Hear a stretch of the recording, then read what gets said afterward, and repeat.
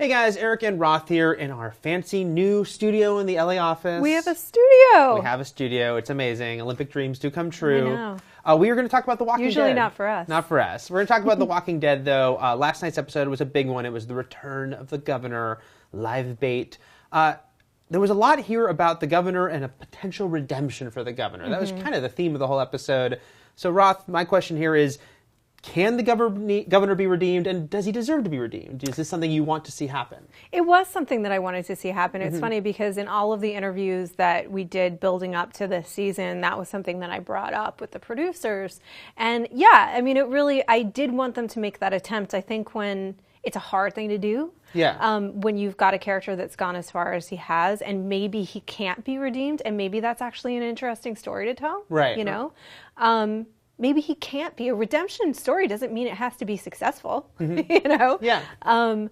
But what I wasn't certain of, and I have really mixed feelings about this episode, I did a lengthy, as you guys know, review. I want to know what everyone else thought, because I had very mixed feelings. I was emailing Eric at like every 5 minutes, like, what do you think? What do you think? Because I just had such mixed feelings. Yeah, I feel like I don't want to say the character, you cannot do a redemption story for him, because I think once they brought him back, if he didn't die last season, then you don't want to hit the same note with him, right? It can't just be like, and now he does something else horrible. So yes, it can be interesting to sort of take that redemption path. I didn't think this episode was that successful in doing that, mostly because it was asking too much at once. It was very strange to go from literally the last thing we saw him do was mow down a bunch of innocent people, just shoot and kill people who were following him. His pawns. His pawns, yes. And then instantly go into sad music playing as he walks, and instantly you kind of knew we're now supposed to feel bad for him in some way. And I thought it was asking too much too quickly. I almost wish we'd seen the governor. Everything that happened in this episode had happened for several episodes, just cut to him, because it wanted you so quickly to go into, now he's helping this family and he's going to stick with them and he's found a new daughter substitute. So I don't know if they did it successfully here, but now that we've gone through that window, we can't go back from that. I guess I am curious to see, will he stick with it? As you said, will it be a successful redemption, or will something happen and he'll just revert to the guy that we already know? It's interesting, too, because I said the same thing. I thought, whoa, this is one episode, one and done. And I kind of thought, what were the conversations like where they decided to do it as one episode rather than doing it? And there were some people in the comments that really felt like, no, spreading it out 6 minutes at a time would have felt kind of plotting. It would have just taken away from these other storylines. I thought last week's episode was great and very focused. And I wouldn't have wanted it interrupted by cutting back to what's the governor doing now. Yeah. I don't really know what the solution is, but I do ultimately feel like, yeah, this was a lot to try and swallow at once. If we had had a longer period of time, if we had really seen him come to grips with what he'd done, then meet them, and not be sure if he was going to harm them or not, even in certain moments. There was that one little moment, where he says, don't throw that gun at me, where I saw a little bit of the governor. It felt like we needed that. We needed to not know that he was stable and a good guy now. It needed to be more of a question. I mean, it almost felt like maybe he should have met someone else first, where he kind of screws up a little bit more, because they almost acted like, again, bringing up the fact that he just killed all those people. You'd almost think that what he did is maybe like leave some people to die or something that was horrible, but not as horrible. But we've seen this guy as a pretty psychotic, just mass murderer at this point.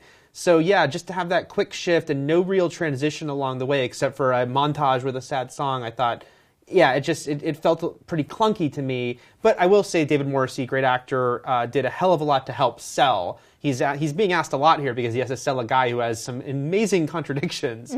But at least his performance, I thought, was really strong and did help me. Once I kind of had to be like, all right, I guess this is where they're going, except that he's going to give a very good performance in showing this new side of the governor. Yeah, David Morrissey, I think, is really one of the best actors on the show. I would love to see him have his own series. Some people are speculating about the spinoff. I don't know that it's that. But I do think he can carry a series. I do think, I feel engaged with him. I feel like he makes really smart, very subtle choices as an actor that do sell sort of the material. But, sort of, what that is.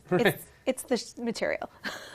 But at the same time, I guess what I wanted for this character, and I don't want to bring up Game of Thrones, but Jaime Lannister, who the first thing that we saw him do was shove a little boy out of a window, you're able to over time, but it takes time. Takes time. Years to sort of come to see another side to him. And even then, it's not like now he's good. He's just complex. He's just more than you thought he was. Right, right. And maybe you like him, maybe you relate to him. Because you like to throw little boys out of windows. I love to. It's just really my favorite thing. Lastly, I'll ask you, what do you think the governor is doing at the prison? Now that we've seen this episode that did not catch us up, it kind of, I'm guessing, halfway there as far as what his journey is. So by the time he gets to that prison, what do you think?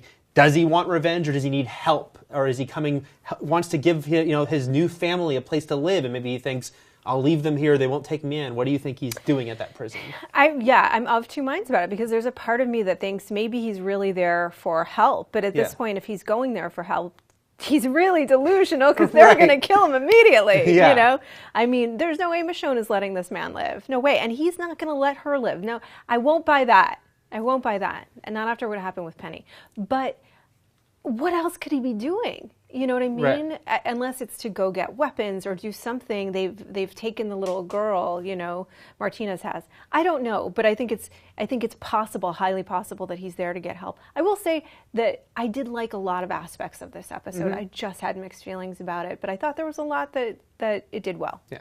I think he's there for a prank war, that he wants to start like a big funny back and forth, kind of like a summer camp shenanigans. That's my theory. We'll see. I suck. Your answer's so much better than mine. Let us know. What do you think? Can the governor be redeemed? Do you want to see him redeemed? Do you think this episode moved too quickly or was just right? Let us know in the comments, and we'll be talking more Walking Dead as the season continues. Thanks, guys.